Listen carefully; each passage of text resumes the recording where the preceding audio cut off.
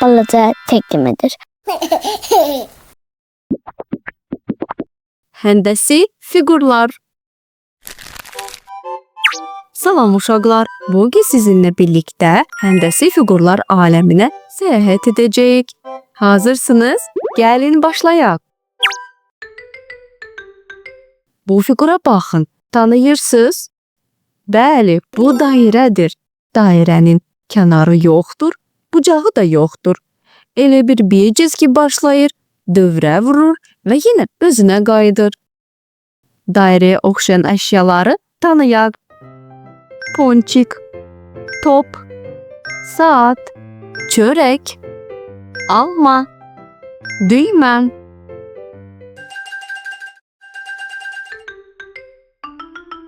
Deyin görək, bu nədir? Bəli, bu dörd bucaqdır. Dörd bucağın dörd bərabər tərəfi var. Gəlib dörd bucağa oxşayan əşyaları tanıyaq. Qutu, zərdaşı, pəncərə, yastıq, çərçivə, şahmat lövhəsi.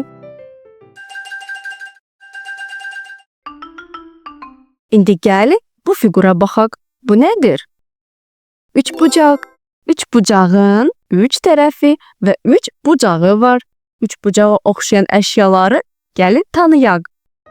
Pizza dilimi, çadır, xəbərdarlıq nişanı, dondurma, şam ağacı, dağ.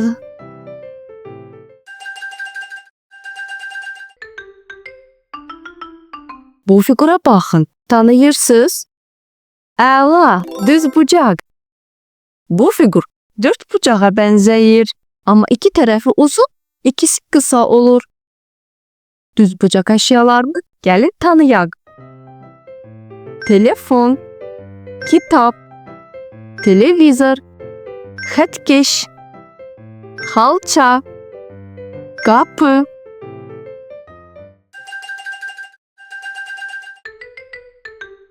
İndi gəlin bu fiqura baxaq. Sizcə bu nədir? Bu ovaldır. Oval dairəyə bənzəyir, amma biraz uzun sov olur. Sanki dairəni dartıb uzatmışıq. Oval əşyalarını tanıyaq. Yumurta, yemiş, sabun, ananas, şar, xiyar.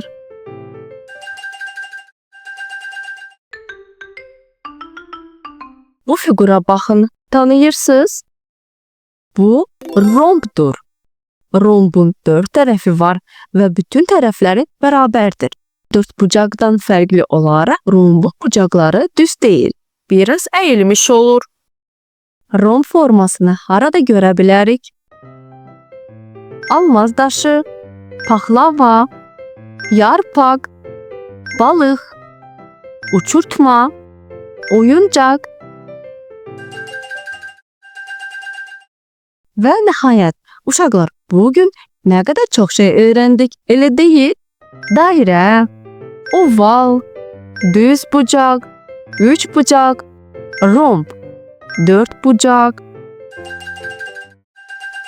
Dostlar, kanalıma abone olmağı və bəyən düyməsinə basmağı unutmayın. Növbəti videoda görüşərik.